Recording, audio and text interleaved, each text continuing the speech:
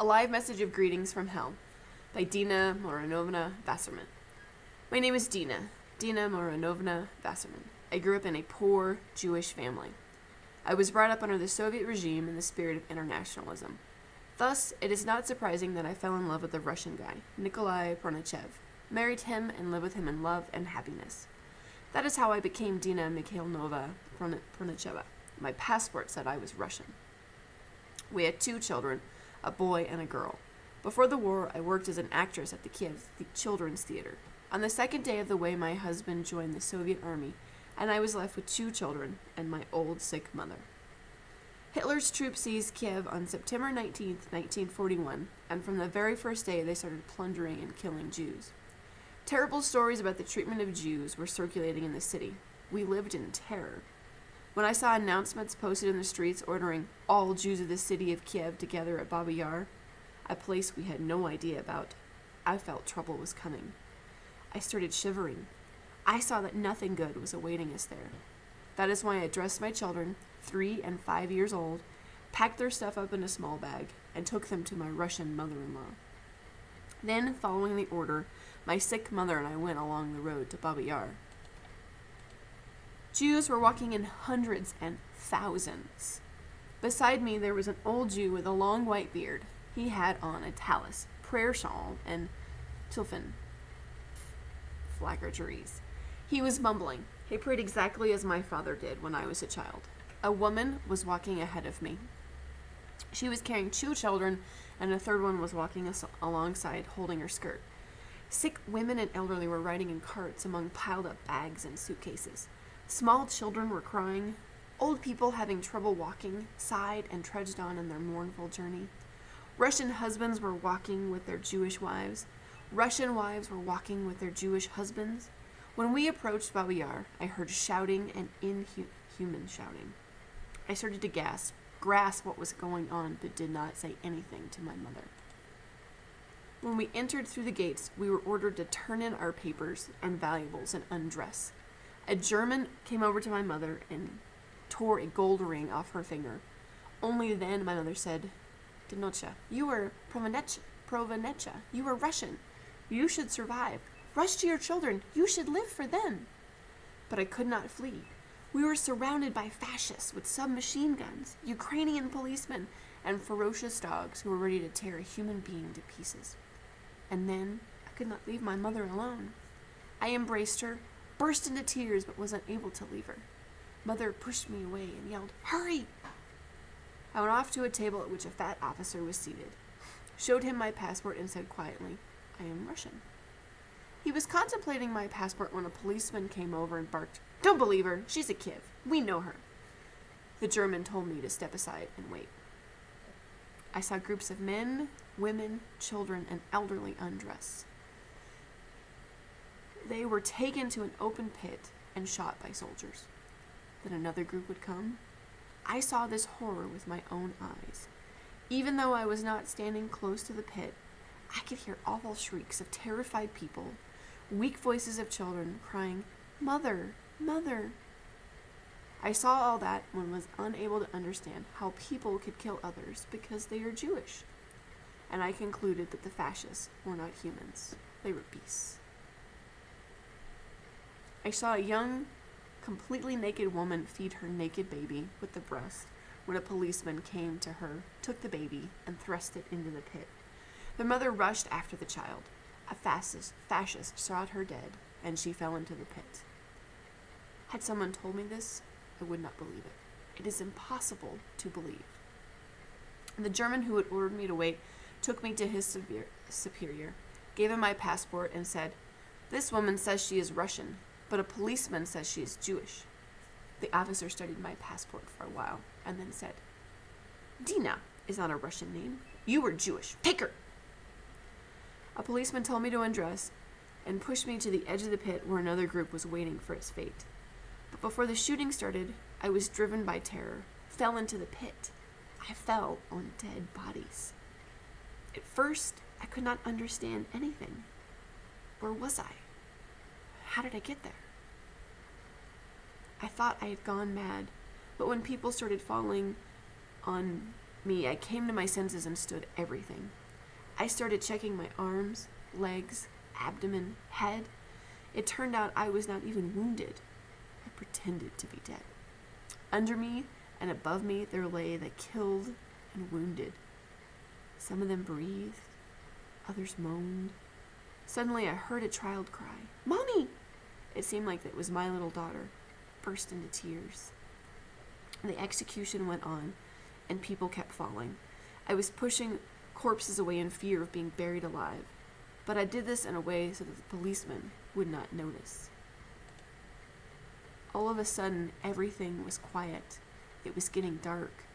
Germans with submachine guns were killing those who had been wounded. I felt someone was standing above me, pretended to be dead, no matter how hard it was. Then I felt we were being covered with earth. I closed my eyes to protect them. When it became completely dark and quiet, deadly quiet in literal sense, I opened my eyes and, having made sure no one was around me and watching me, I dug myself out of sand that was covering me. I saw the ditch filling with thousands of killed.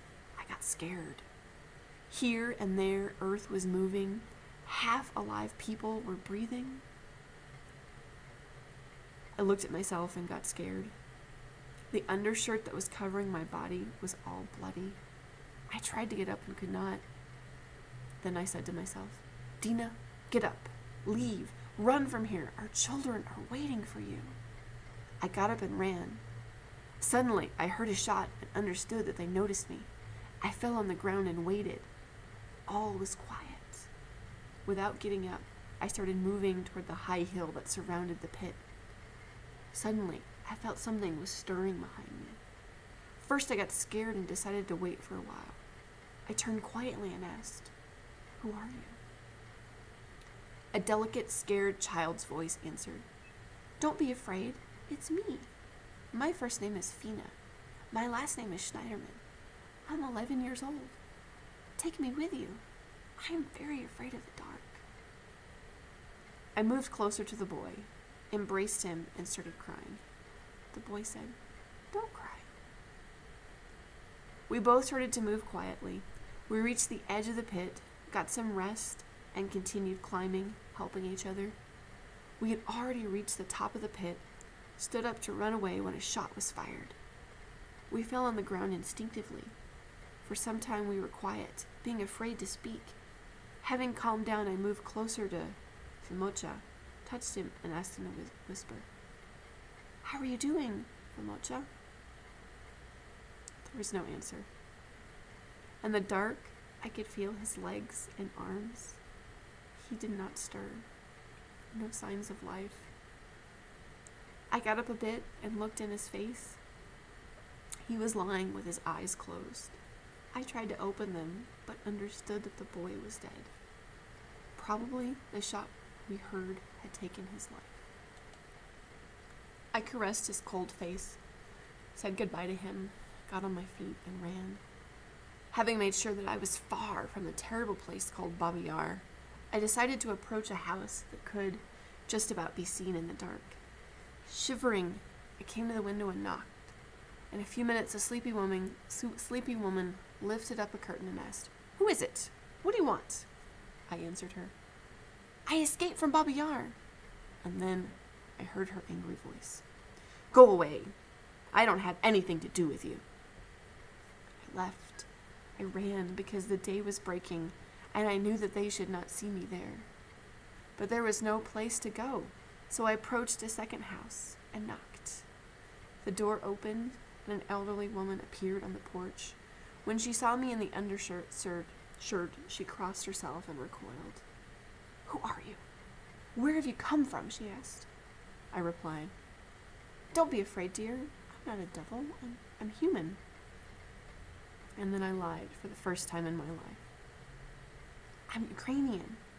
I saw my friend to Babi Yar and barely escaped." The old lady took my hand and let me in. Then she told me to wash myself, gave me a clean shirt, a blouse, a skirt, and old shoes. I looked at myself and got a shock. A real Ukrainian. My hostess gave me a glass of hot milk with homemade bread. and told me to get some rest. I ate with gust, went over to the old lady, embraced her, kissed her, and burst into tears. My savior also cried. But having wiped her tears with an apron, she said, "Daughter, I know who you really are, but we are all alike for God. We are all alike for God. We have one God. Because I have helped you, my 2 sons will come back from the war alive. But my place is not safe for you. Police hounds search here every day. They are looking for Jews. Those beasts pay money for Jews. Now, go get some sleep. I'll give you some provisions and try to get to our people. May God help you." I felt relieved because there were good people on earth who were ready to help others. The old lady made my bed and left. I slept for a while, but could not sleep long. And the images of the previous day were passing in front of my eyes. I believed I heard shots, shouting, and children crying somewhere. Who knows where my children are? Did my mother-in-law manage to save them?